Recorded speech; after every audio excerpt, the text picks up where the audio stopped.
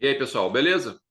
Bom, eu vou passar um vídeo aqui para vocês referente ao que aconteceu, entre tantas coisas, mas esse fato também me chamou a atenção no julgamento da Boate Kiss, né, lá do Rio Grande do Sul, e a gente vai comentar sobre o posicionamento do magistrado e da defesa, ok? Vou compartilhar a tela aqui e daqui a pouco a gente vai estar discutindo esse tema que é muito interessante, tá? A gente tem que observar as coisas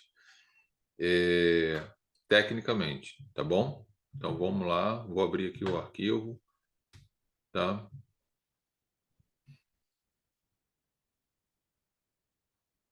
E vamos lá. O que vocês têm em relação a esses 4 réus? Seres humanos.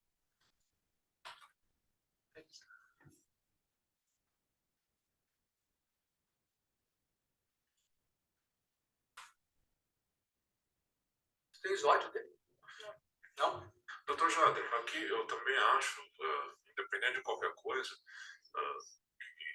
justamente isso não é adequado, porque nós estamos num sistema de justiça que busca efetivamente racionalizar aquilo que as vítimas sentem.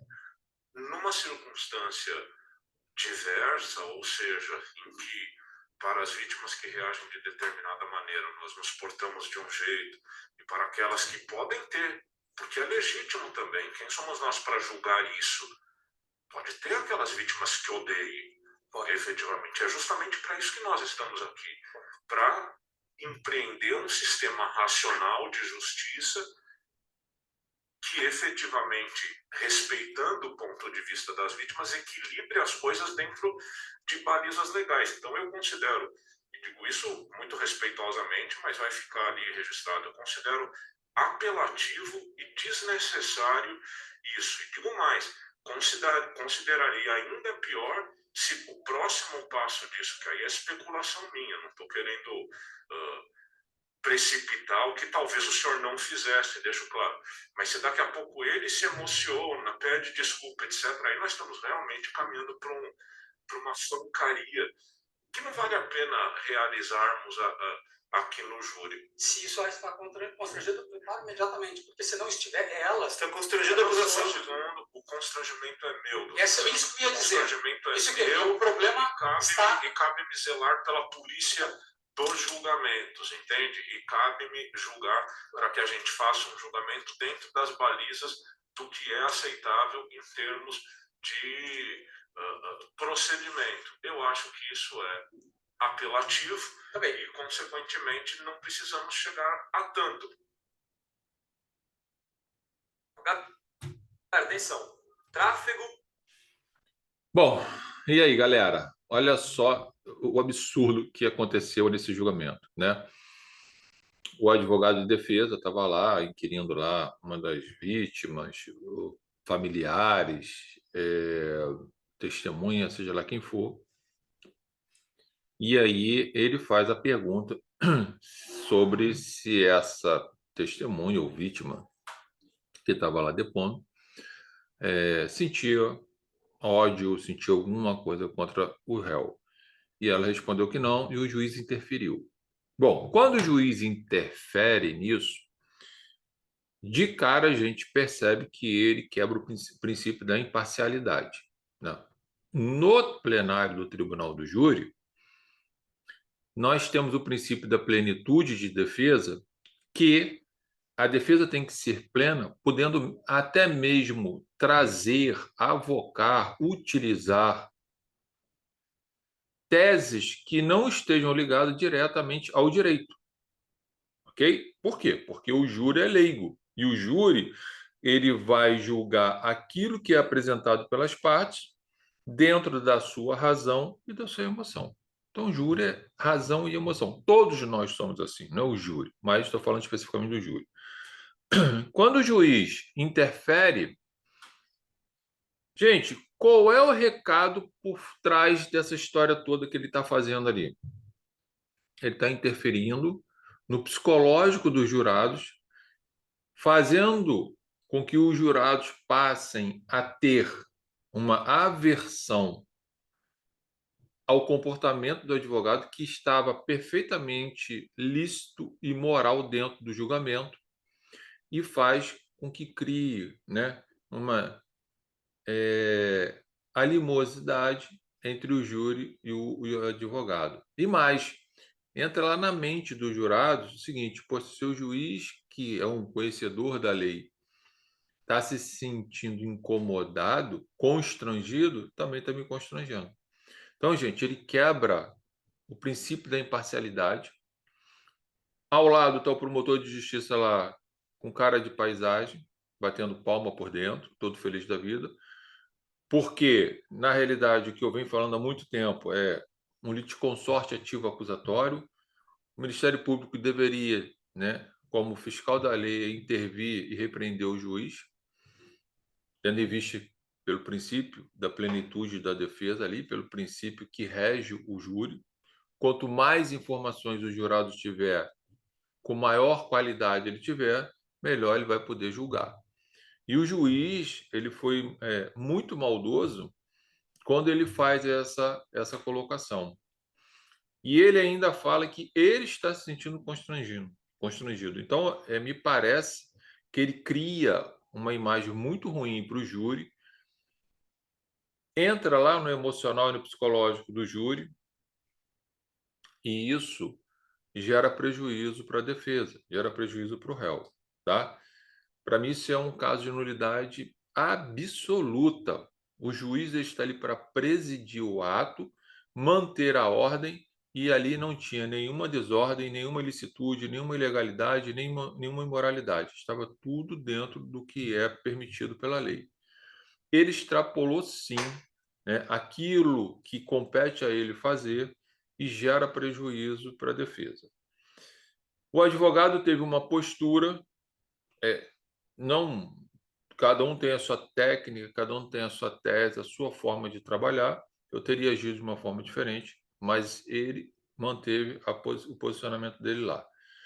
Gente, além, né, do princípio da imparcialidade, fere-se ali o princípio da plenitude de defesa. A plenitude de defesa, ela vai além, né, das questões de direito. Significa dizer que, ainda que alguém tenha matado uma pessoa, confessado o crime e depois, na sua tese defensiva, venha pedir clemência e perdão aos jurados, que são eles que vão julgar e não é o juiz está ali só para presidir e aplicar a sentença daquilo que os jurados decidirem, no que tange a absolvição ou condenação. Quando ele faz isso, né, ele interfere na plenitude de defesa e os jurados podem acatar, por exemplo, o pedido de clemência e absolver o réu.